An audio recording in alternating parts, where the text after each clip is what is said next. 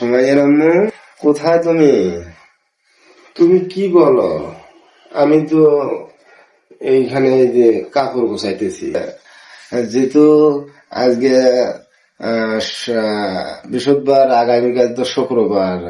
তো শুক্রবার যেহেতু আমারও অফিস গার্মেন্টস বন্ধ, তোমারও বন্ধ। তো তুমি আহ বলছিলা যে আমাকে কি কি রান্না করে খিলাবা বলো তো একটু। আগামীকাল কি কি খিলাবো এটা শুনতে চাও? আমি আগামীকাল তোমাকে কি বলবো, আগামীকাল তোমাকে আমি খিলাইতে চাইছি শুক্রবার যেহেতু আহ, আজ যেহেতু আমাদের অফিস 7টায় ছুটি। কাল তোমাকে আমি রান্না করে খিলাবো। আমি খিলাইতে চাইছি না 10টা আইটেম, 10টা আইটেম আমি তৈরি করে তোমাকে খিলাবো। কি কি আইটেম? এই যে তেল পিঠা, নারকেল পিঠা, ভাপা পিঠা, চিতই পিঠা, আহ আরো আমি খিলাবো মাছ ভর্তা, ফির হলো শাক ভাজি, আলু ভর্তা, কালার ভর্তা, কালার ডাল, এগুলো রান্না করি। কালকে আমি তোমাকে খিলাবো। তুমি এত কিছু আমাকে রান্না করে খিলাবা, তা আমার মন জয় করবা, অনেক ভালো লাগছে।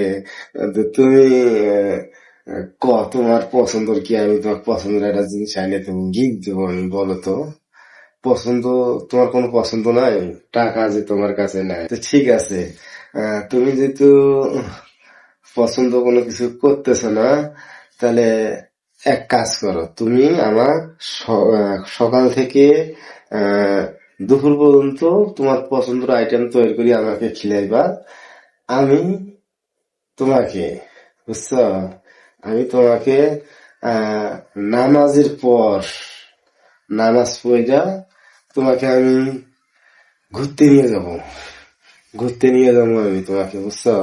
তুমি আমার কাছে, আমার সাথে যাইবা।